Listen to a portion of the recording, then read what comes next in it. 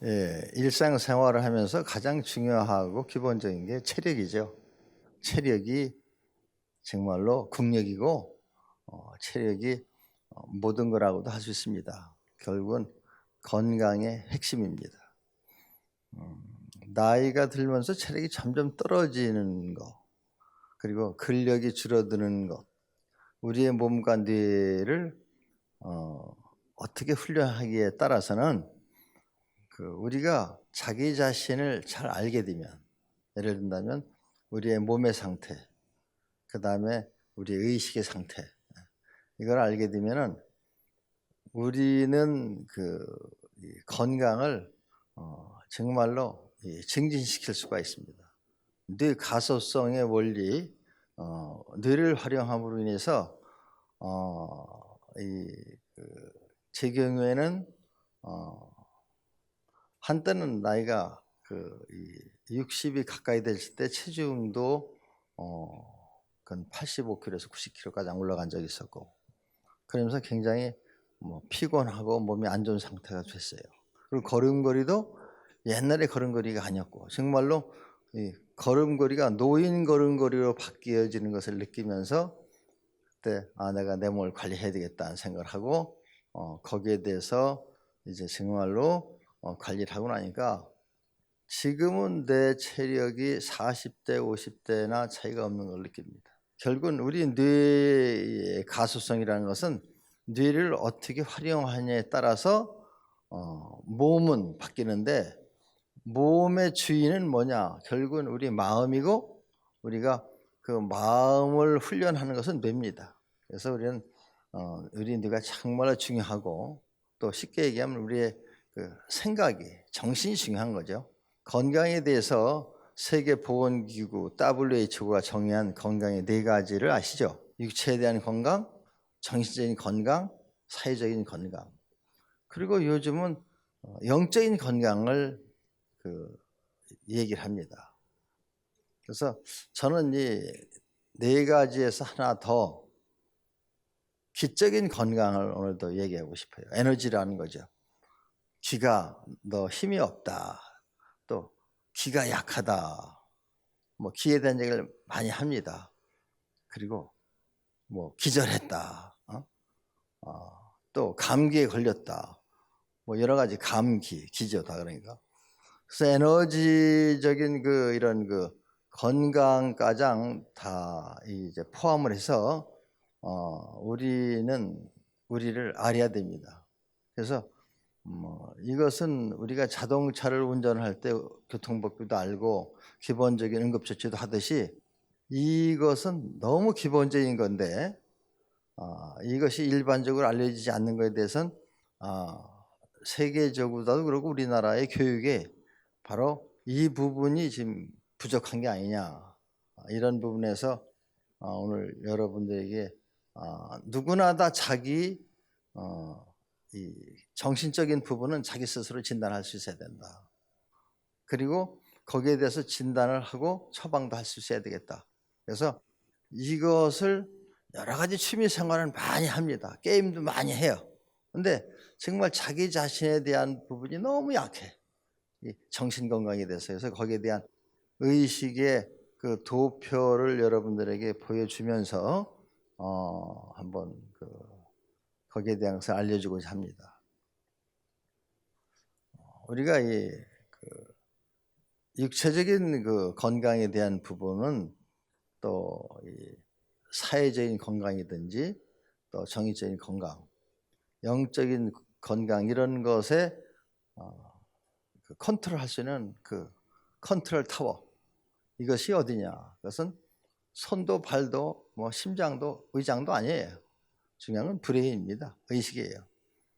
의식이 밝아 있는가? 의식이 열려 있는가? 그런 의식이 아주 약한가? 어떤 의식이냐에 따라서 모든 건강은 좌우된다. 그럼 예를 든다면 우리 의식이, 그래서 이 의식의 룩스, 밝기를 룩스가 빛의 밝기 아니에요? 그래서 이것을 만들어 놓은 도표가 있습니다. 예를 든다면 우리 의식 중에서 그럼 제일 낮은 건 뭐고, 그 다음에 그러면 이 중간은 어디고, 의식이 아주 또 높은 상태는 어디까지 하냐 이렇게 볼 때 제일 낮은 의식을 20부터 시작을 합니다. 그리고 우리가 용기가 필요하죠. 문제는 내가 건강 체질을 만들겠다, 이거 용기가 필요해요. 선택이 필요합니다. 이게 200이에요. 그래서 용기는 굉장히 중요하다는 거죠. 그 다음에 또 의식, 우리가 보통 얘기하는 그런 이 사랑. 이 사랑이라는 게 이제 여러 가지가 있는데, 저는 큰 의미에서 사랑입니다. 육체적인 사랑이 아니라 사랑이라는 것이 500이에요. 사랑은 밝은 마음입니다. 밝은 마음이죠. 룩서 높을수록 밝은 거예요. 사랑이 밝아요. 근데 이 500보다 더 밝은 게 있어요. 아시겠어요? 그럼 사랑이면 제일 밝은 것 같은데 아니다는 거예요. 사랑을 하는데 기쁨이 충만한 사랑이면 조금 더 올라가는 거예요. 540. 그 다음에 그 기쁨보다 더 밝은 것이 있어요.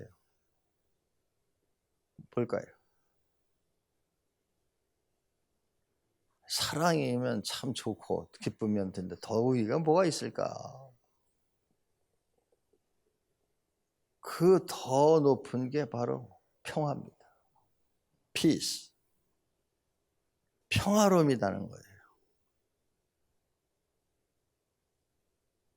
정말 그래서 우리가 민족 통일, 인류, 이거 자꾸 얘기를 해요. 근데 이 평화는 작은 평화도 있어요. 내가 밥을 한 3일을 굶었어. 그러면 음식을 보면 어떻게 되겠어? 눈에서 불이 번쩍번쩍 나겠죠, 그죠? 이것도 밝은 거예요. 희망이 보이니까 밥이 앞에 있어. 근데 우리가 수치심과 두려움 속에 있어요. 절망감 속에 있어. 그건 밝다고 볼 수가 없죠. 그러니까 우리가 그때 우리는 기쁨이 생기는 거죠. 작은 기쁨이라도. 그러니까 그와 같이 이 평화는 600이고 사랑은 500이다. 근데 이런 것을 우리가 알게 되면 자기를 잘 판단할 수 있습니다. 진단할 수 있어요. 나는 어떤 의식 속에 살고 있는가? 그리고 내가 진짜 추구하는 의식은 어떤 거야? 난 사랑이면 돼. 사랑이 제일이야. 뭐 이렇게 얘기할 수가 있습니다. 종교적으로라도 사랑. 응? 뭐 요즘 사랑 빠진 노래 별로 없잖아요. 그만큼 사랑이 필요하고 그걸 하면은 마음이 밝아지니까 사람들은 어두운 것보다 밝음을 좋아한다는 거죠. 근데 사랑 위에 기쁨이 있다. 난 이걸 보고 아주 절묘하다.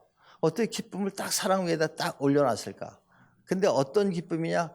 사랑이 충만함 이런 거겠죠. 근데 그거보다 더 위가 있을까? 평화라는 거예요. 난 그래서 이 평화라는 것을 나는 영적인 거라고 설명을 하고 싶습니다. 영적인 사람만이 이 평화의 가치를 안다. 근데 사랑 밑에 400이 있어요. 이게 이성입니다.